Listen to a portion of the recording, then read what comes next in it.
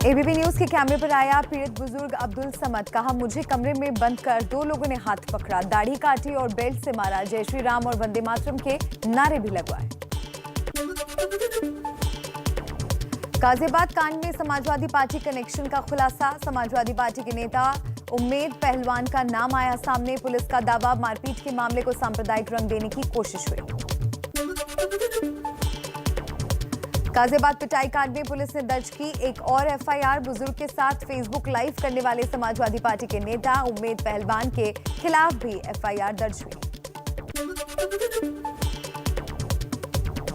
ABP news से बातचीत में उम्मेद पहलवान ने कहा, मैंने सिर्फ बुजुर्ग की मदद की, पुलिस रिपोर्ट दर्ज कर लेती तो फेसबुक लाइव नहीं करता। उम्मेद पहलवान ने 7 जून को पीड़ित बुजुर्ग के साथ फेसबुक लाइव किया था।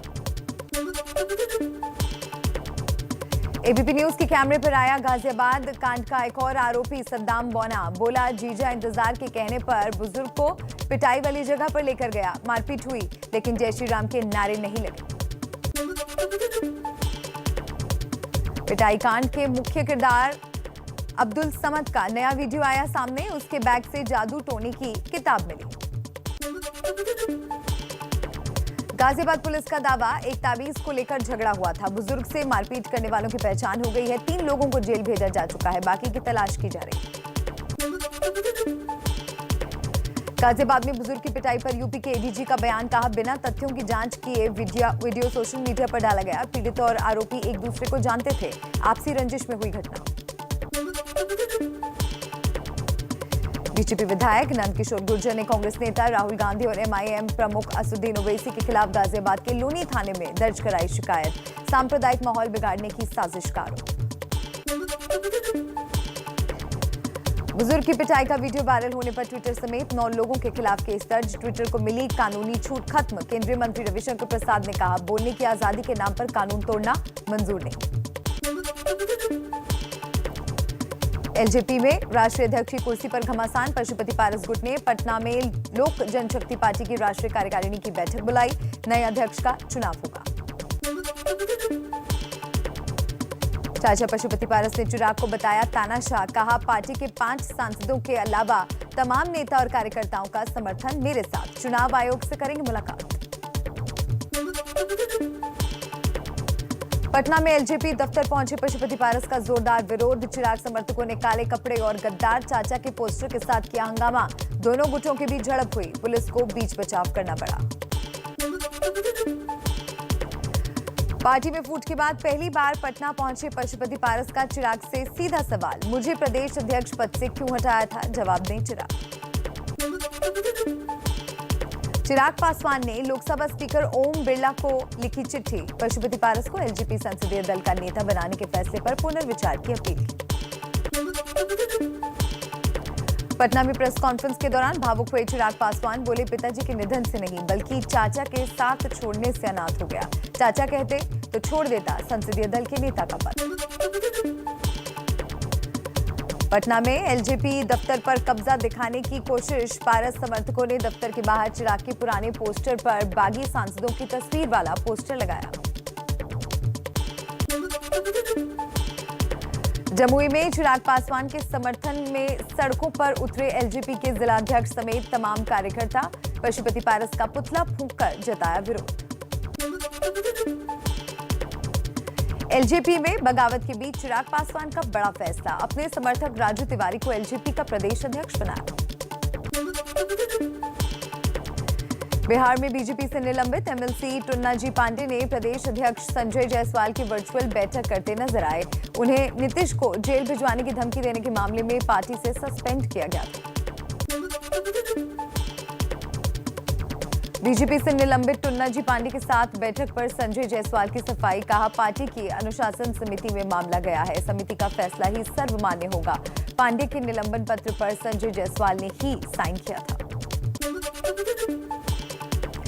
जेडीयू एमएलसी और प्रवक्ता संजय सिंह का टुन्नाजी पांडे को लेकर बड़ा बयान। कहा, संजय जायसवाल सफाई दें, पहले निलंबित किया, अब क्यों मीटिंग की? दाल में कुछ काला जरूर है। बीजेपी ने गठबंधन धर्म का पालन नहीं किया। पंजाब में कांग्रेस सांसद रवनीत बिट्टू 22 जून को एससी आयोग के सामने पेश होंगे। अकाली दल बीएसपी गठबंधन पर दिए बयान को लेकर पूछताछ होगी। रुक कर लेते हैं कुछ और खबरों का इसी तरह फटाफट अंदाज। मुंबई में शिवसेना बीजेपी कार्यकर्ताओं में मारपीट। राम मंदिर विवाद पर सामना के संपादकीय के खिलाफ प्रदर्शन कर रही थी बीजेपी। माहिम थाने में बीजेपी ने दर्ज कराई एफआईआर। बेंगलुरु में कर्नाटक के बीजेपी प्रभारी अरुण सिंह आज भी विधायकों के साथ करेंगे बैठक। पहले दिन की बैठक के बाद बोले, बैठक सिर्फ पार्टी को मजबूत करने के लिए। दिल्ली में तमिलनाडु के मुख्यमंत्री एमके स्टालिन आज पीएम मोदी से करेंगे मुलाकात। स्टालिन ने जीएसटी बकाया, नीट समेत कई मुद्दों पर चर्चा के लिए वक्त मांगा था। सीबीएसई और आईसीएसई के 12वीं के छात्रों के मूल्यांकन को लेकर आज सुप्रीम कोर्ट में सुनवाई। दोनों बोर्ड के नतीजों की क्राइटेरिया के बारे में जानकारी देनी है। कोविशील्ड की 2 डोज के गैप को बढ़ाने पर विशेषज्ञों में मतभेद से स्वास्थ्य मंत्रालय का इनकार। कहा, सभी की सहमति से गैप को 6 से 8 हफ्ते से बढ़ाकर 12 से 16 हफ्ते किया गया। सरकार के राष्ट्रीय टीकाकरण तकनीकी सलाहकार समूह प्रमुख एनके अरोड़ा ने कहा, कोविशील्ड की 2 खुराकों के बीच अंतराल को कम करने पर विचार विमर्श चल रहा है। कोवैक्सीन में गाय के बछड़े की सीरम के इस्तेमाल के आरोप पर बीजेपी बोली, भ्रम फैला रही है कांग्रेस। भारत बायोटेक ने भी कहा, फाइनल फॉर्मूले में इस्तेमाल नहीं। विवाद बढ़ने के बाद कांग्रेस ने अपने नेता गौरव पंदी के दावे से किनारा किया। संसद की लोक लेखा समिति की बैठक में हंगामा। वैक्सीन नीति पर चर्चा को लेकर समिति के अध्यक्ष अधीर रंजन चौधरी और एनडीए के सांसदों में तीखी बहस। वैक्सीनेशन पर राहुल गांधी का केंद्र पर हमला। कहा, सरकार पीएम की झूठी छवि बचाने की कोशिश में वायरस को बढ़ा रही है। देश को पूर्ण टीकाकरण चाहिए, खोखले नारे नहीं।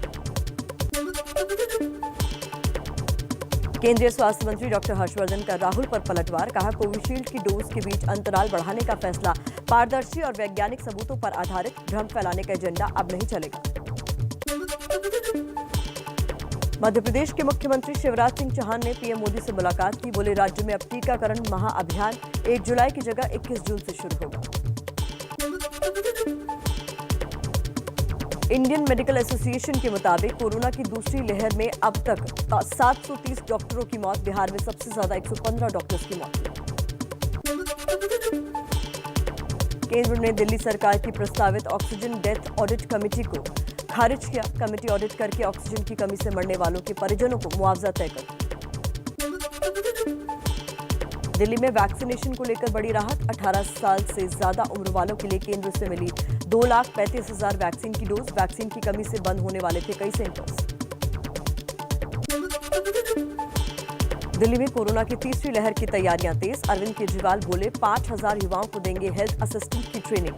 28 जून से 2 हफ्तों का कोर्स।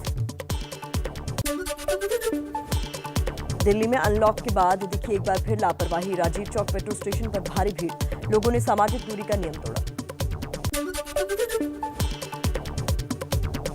मुंबई की हीरा नंदानी सोसाइटी में लगे कोरोना के फर्जी टीके। 390 लोगों से ऐंठे 5 लाख रुपए। बीएमसी ने जांच के लिए उच्च स्तरीय कमेटी गठित की। पुलिस भी कर रही है मामले की जांच।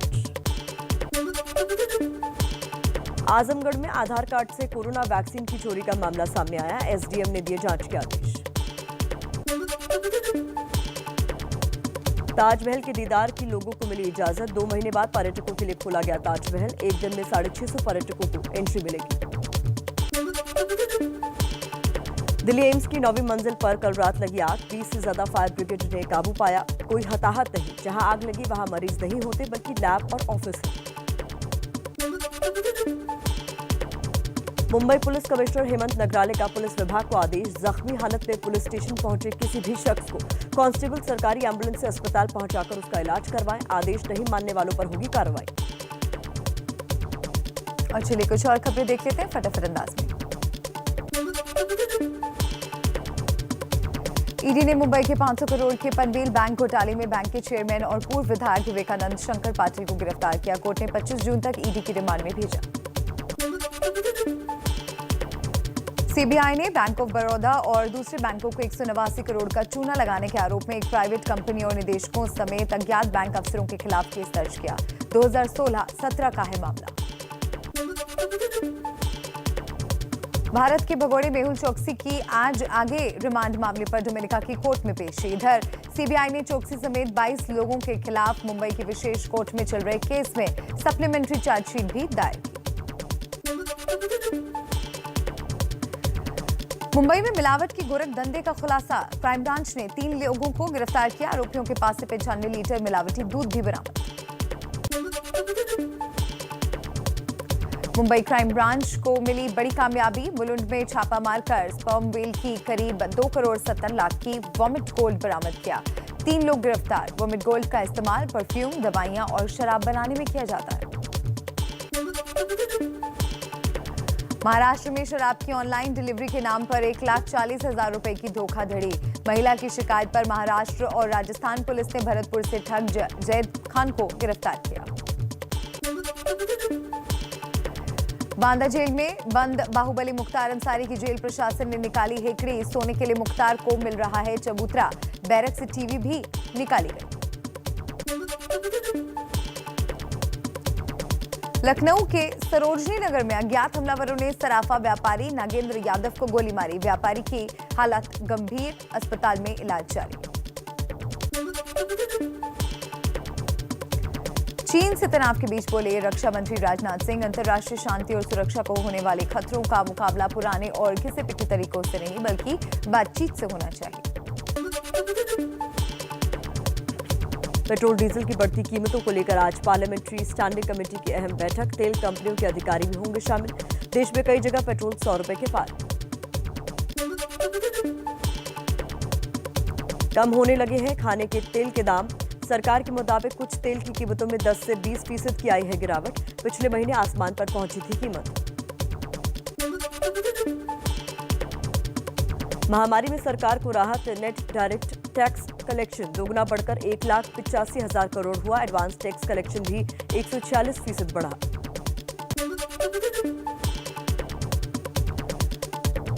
बदल गया है सोना खरीदने का तरीका। अनिवार्य हॉलमार्किंग की व्यवस्था देश के 256 जिलों से शुरू हुई। छोटे कारोबारियों को दी गई छूट। एसबीआई के ग्राहक आज दोपहर 12:30 बजे से 2:30 बजे तक 2 घंटे इंटरनेट बैंकिंग का इस्तेमाल नहीं कर सकेंगे। मेंटेनेंस और अपग्रेडेशन की बात कही गई।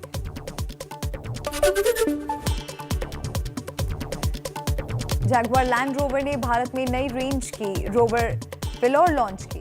डिलीवरी भी शुरू। एक शोरूम प्राइस और शुरुआती कीमत 79,87,000। होंडा ने लॉन्च की एयरबैग वाली premium motorcycle gold wing tour. Bharat में एक्स शोरूम कीमत 39,16,055 रुपए।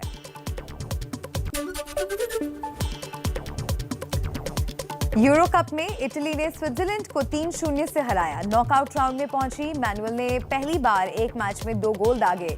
इमोबाइल ने भी गोल किया। वेल्स की टूर्नामेंट में पहली जीत। तुर्की दूसरा मैच हारा। रामसी लगातार 2 यूरो कप में गोल करने वाले वेल्स के पहले खिलाड़ी बने।